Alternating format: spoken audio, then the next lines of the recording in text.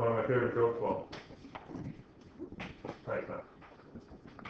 Okay, so today we will calculate the coefficient of friction. Now, I'm pretty sure many of you, and again, I always have to be reminded that last year, many of you first semester physics people had some challenges, right? So do you remember the coefficient of friction, mu? Okay, anyone remember what the formula is? Something over something, pretty close. FF over Fn. Right, and we're going to be reintroducing that as well. And now we're going to solve problems on flat and inclined surfaces involving friction. So let's just jump right in. Okay, so talking about friction theory itself. And as always, don't feel like you need to write everything down. Write down what you think is important. Maybe all you need to do is just listen. That's okay too. So, what is friction? It's a force that resists motion. So, if there is motion, the friction is always opposite direction. And if there is no motion, then it's opposite to the direction that there would be if there was no friction. It's always opposite the motion, or attempted motion. It involves objects that are in contact with each other. There has to be contact. One of the ideas behind hover cars or any of those maglev trains is that they reduce friction because there's less in contact with each other. Right? Those magnetic levitation trains, it's literally a magnet on the rail, a magnet on the train, and they are not in contact, and so there's very little friction. It's just air resistance. They can go really fast. Okay, some causes of friction.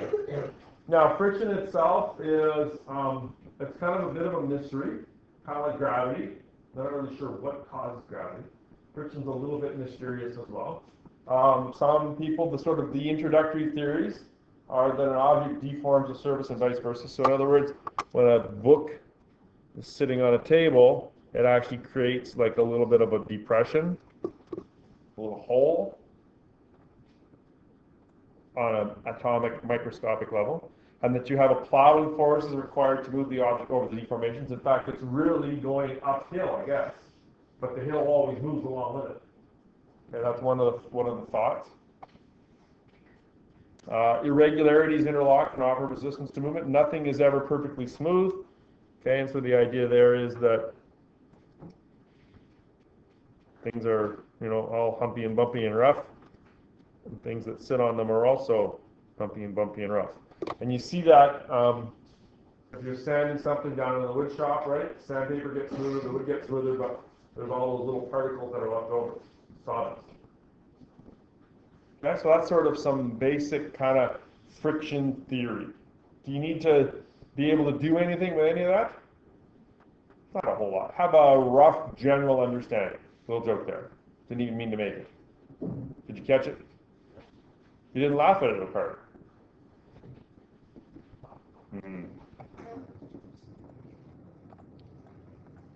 Do you guys remember this about starting friction and sliding friction? Vaguely. Starting friction is the maximum frictional force between stationary objects. Okay, whatever the friction at the start is always more than the friction somewhere during the event happening, the motion. We call that starting friction. Sometimes referred to as static. Static means in place, static friction. And sliding friction is the frictional force between objects that are sliding with respect to each other, sometimes known as kinetic friction.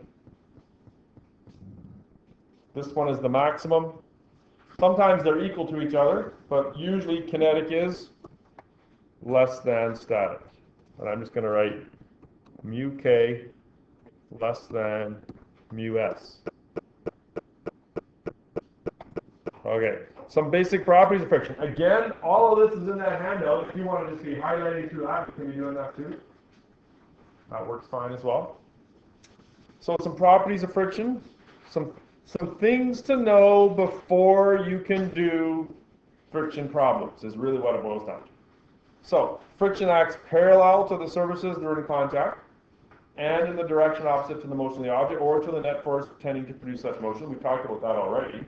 right? Opposite to the motion and parallel to the surfaces. Now, parallel to the surfaces is important because if you've got something, right, and it's being pulled at an angle, and you're on the surface, right, friction is going to be parallel. Friction is always parallel to the surface. And whether that surface is flat or at an angle. And opposite to the motion. Here's a little picture to describe it. I don't think you need to draw the picture. Box wants to move this way, friction is opposite. Pretty much common sense, really, right? It's can you pull that information out and can you do something with it in a problem? Friction depends upon the nature of the materials in contact and the smoothness of their surfaces. Does not depend upon surface area. That's actually property number 3. So how smooth they are, right? The rougher the surface, the greater the frictional coefficient. Frictional coefficients usually have a number in what kind of range? Anybody remember? 0.1 to about 1. If there's anything greater than 1, it's really rough. Okay? I think I've cleaned up all the questions where it's a really weird coefficient of friction. There is some thinking that the smoother you make them, if you make them so smooth, what happens is they can actually create a vacuum and it actually increases that frictional force. So there is a limit to how smooth you can make them, how much friction you can reduce.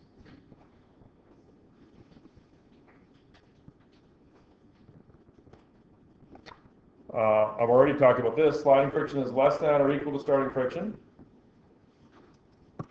People always mix that one up, or equal. Friction is practically independent of the area of contact. I usually just get a book to demonstrate that. Right. Okay. The book is sitting flat like books normally do. There's so much friction. But if it's sitting on its spine like this, the friction should be almost the same. Okay, because the friction is actually more dependent upon the weight or the mass of the book, not the area. People get confused by that. Okay? The book has the same mass, the same weight, whether it's sitting flat or sitting up like that.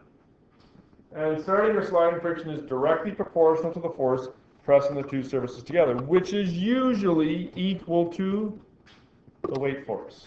Usually. Sometimes there's some force up or some force down that's actually changing that a little bit. Okay? And you're going to see that in the problems. Again, these are all sort of things you need to be aware of before you can do problems. The coefficient of sliding friction is the ratio of the force of sliding friction to the normal force. And there's that formula that we talked about at the start. Mu equals FF over Fn. And that's how you write mu, the Greek letter M. It's like a little U with a little tail in the front. Friction force over the normal force. And I know that you looked at that in grade 11. Okay, we're just going to sort of expand some of that knowledge that we did.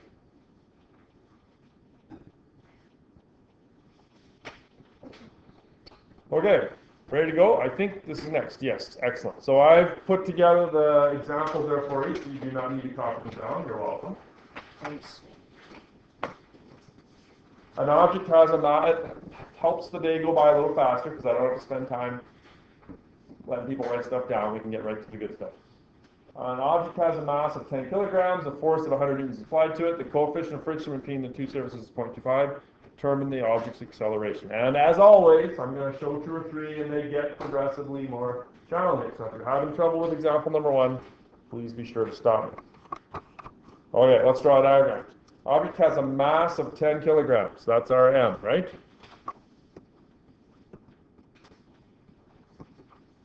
A force of 100 newtons is applied to it. That's going to be our applied force.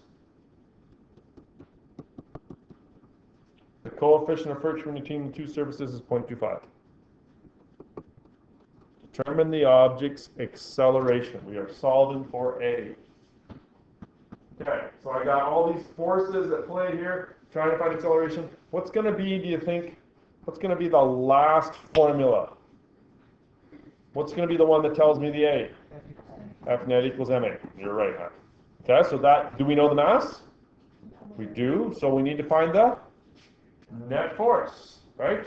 We need to find the net force. So we've got this Fa. Is friction present? It is. Do we know how much it is? Some of you might say, well, it's 0.25. That's not the friction force, that's the frictional coefficient. Right?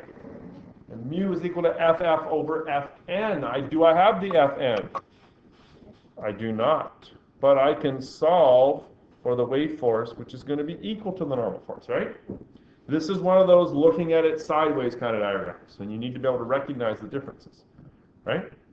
Okay. So, what's your gut telling you about the first thing to write down? First step. Right you are, Joel. Fw is equal to mg. So that's going to be 10 times 9.8. Some class is rocking out somewhere. So I have 98 newtons of weight force. Is that equal to the normal force? How can I tell? Are there any other up and down forces? No. So that means that my normal force is also 98. I guess technically that would be negative 9.8. Sorry, negative 98. And then this would be positive 98, right? Next step. I know I have to get to Fnet. To get to Fnet, I'm going to have to find the friction force. Next step. Mu equals FF over Fn. 0.25 is equal to FF over 98.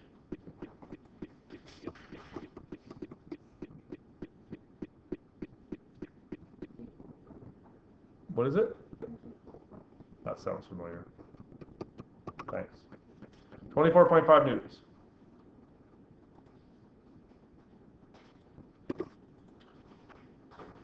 Do I have enough applied force to overcome the friction force?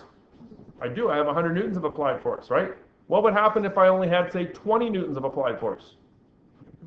Object wouldn't go anywhere, right? Right? You're not pushing hard enough, but we do. The net force is the applied force plus the friction force. 100 plus. Now, how does this become minus 24.5? It's not negative. How does it become negative? It's opposite. You have to set it equal to negative. You have to recognize that this is positive and that's negative. It's going to the left.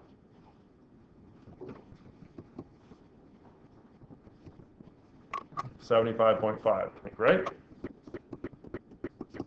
75.5 newtons to the right. And now we're trying to find the acceleration. F net is equal to ma. 75.5. The mass was 10, I believe. Yeah. Which is easy for dividing.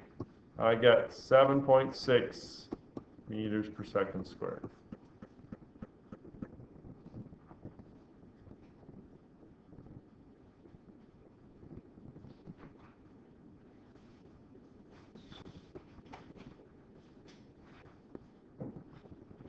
Does that feel like a question that you might have seen at the end of grade 11?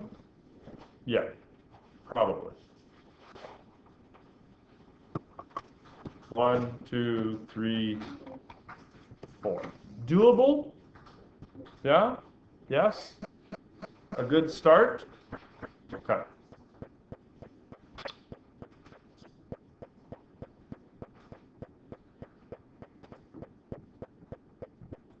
All right. Now this one is on a ramp. So new. Object has a mass of 10 kilograms. Again, maybe it's the same one. Placed on a ramp with an angle of 35 degrees. Remember there were some questions the other day where I didn't give you the angle. You had to figure it out using Pythagoras or trigonometry. The coefficient of friction between the two surfaces is 0.15. Determine the object acceleration down the ramp. In fact, we are literally doing exactly the same thing, except this is not flat. This is now going to be just on a ramp. Okay?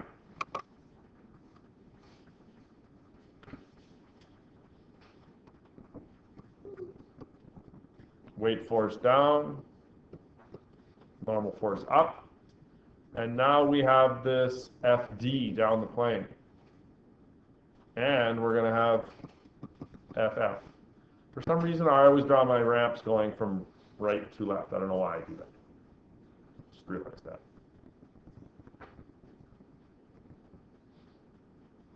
What's causing it to accelerate down the ramp? What's the applied force in this case? The FD, right?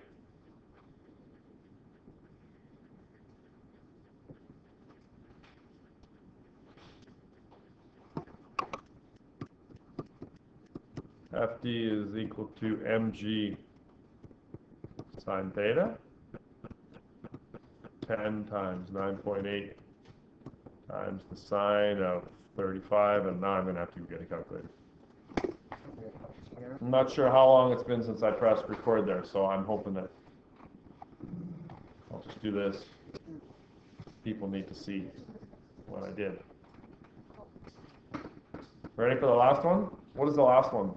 It's like I picked a last question. Okay.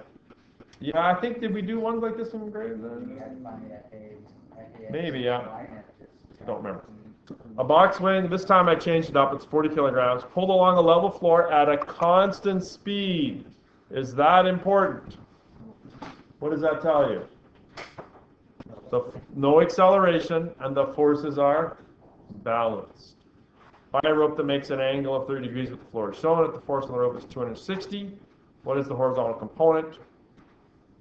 FAX. And what is the normal force?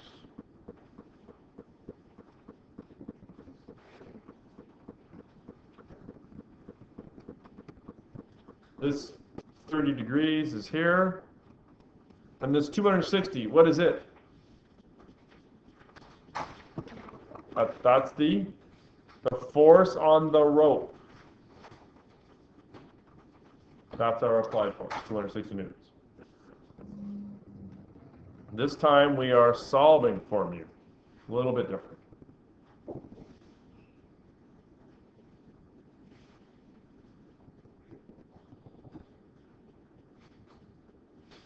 You guys have the question, right? Yeah? Okay. Okay, so to find the horizontal component, FAX, you're looking for this guy here. It's adjacent, so it's cosine. 260 cos 30 degrees.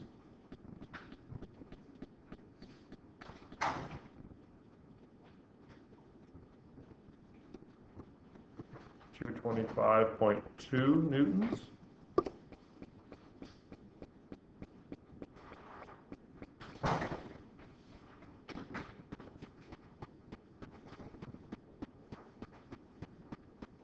To the right, so positive. What is the normal force? Now here's where it gets a little tricky. Because normally, pun intended, the normal force is equal to the weight force, right? Why is that not true this time? How come? Because it's not? That's a good guess, but no. There's a vertical component that I didn't mention. That's right. We'll get to that constant speed in a second, Sean. There's an FAY that's pulling which way? Upward. Is that helping out the normal force, or is it making the normal force work harder? It's normal force. Makes the normal force less or more? Exactly. No, it doesn't. It's not making the weight force less. The weight force is still mass times gravity, but it's reducing the amount that the table has to hold it up. Right? Now, there's various ways to be talking about this, but really, the normal force and the FAY have to equal the weight force, right? If I do a sort of a side little free body diagram, I got my normal force up, and I got my weight force down, and I'll do it in a different color here, I got the FAY. What's the net force of all of those up and down? 0. I'm going to try it this way and see how it goes this year. The net vertical force is 0. F net Y is 0, and that's equal to normal force plus weight force plus FAY. And I hope you left yourself a little space because I just realized what I need to do.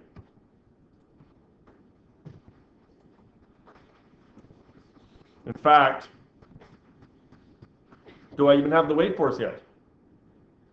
No, I don't. You guys, at this point, you're gonna be mad at me. Do I need the weight force? Yeah.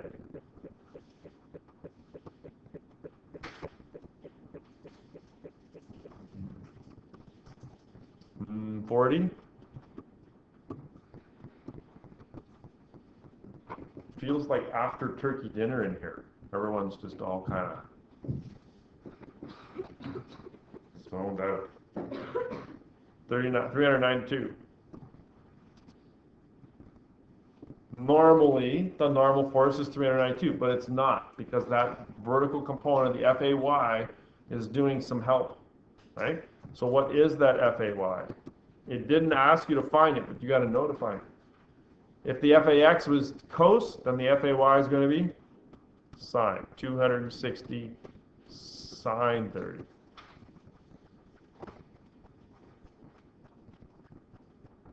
$130. Now, are the negative and positive signs here important? Yep. How do you know? Because I asked the question? How come I know that they're important? Well, and there's three here, right? Like it's not just okay, this value is numerically equal to this one, right? There's going to be a number's going to change. It's going to get bigger or smaller, right? So FW is really down, negative, and the FAY is really up, positive, right? So now I'm going to take this thing here, and I realize you can't do this. If you want to rewrite it, you can. I'll give you a second.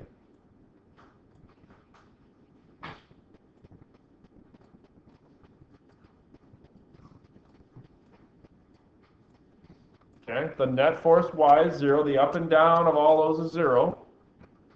And we're going to solve for Fn. And my weight force is minus 392. And my FAY is plus 130. Do I see what I did there? So I'm going to take the 392 to the other side, and it's going to be positive 392. And the plus 130 to the other side is going to become minus 130. And that's going to be equal to my normal force. And it sort of makes sense if you stop and think about it. 392 minus 130, you're reducing that normal force by whatever that vertical component is. 262 newtons is my net force. Yes, this is a little more challenging.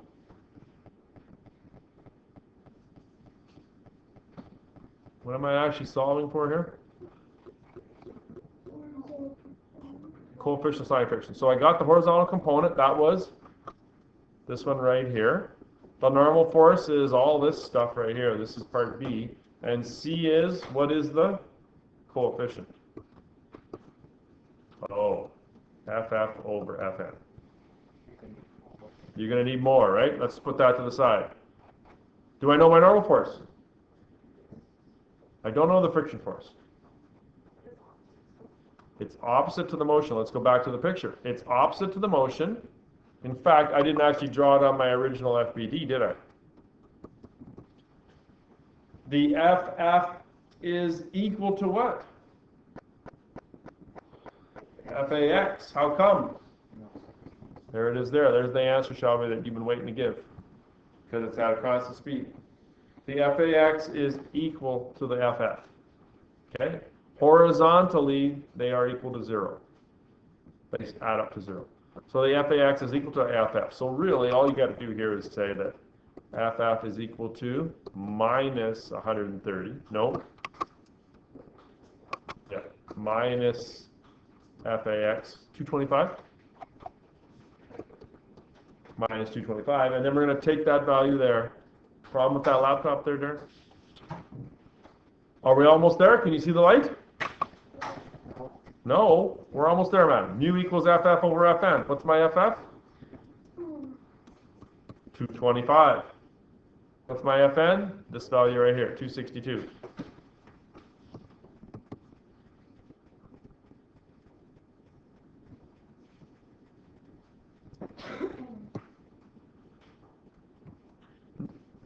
coefficients of friction, you should probably put the 2 decimal places. So I'm going to say 0.86. Is that pretty rough? No. There is no direction. It's not a vector. Good question. Is that one a little more challenging? Yeah, for sure. Okay, I'm going to give you some time to work. There are some questions here.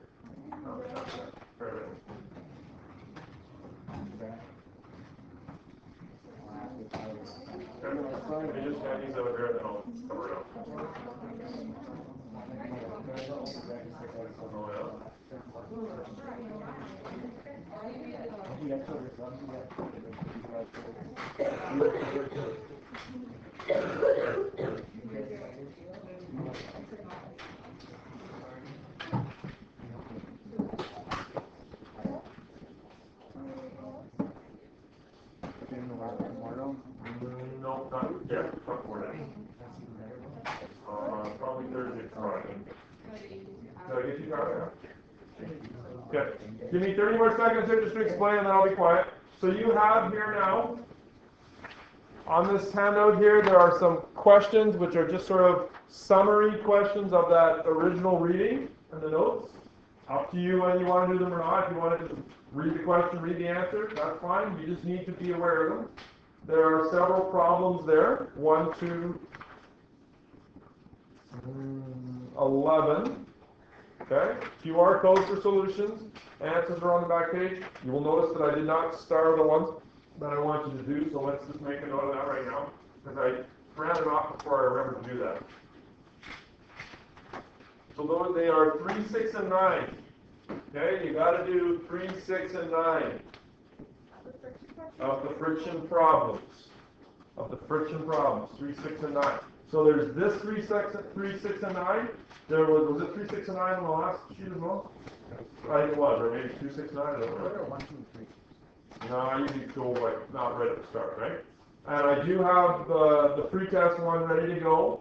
You got to do these first, okay? I'm going to do textbook examples tomorrow.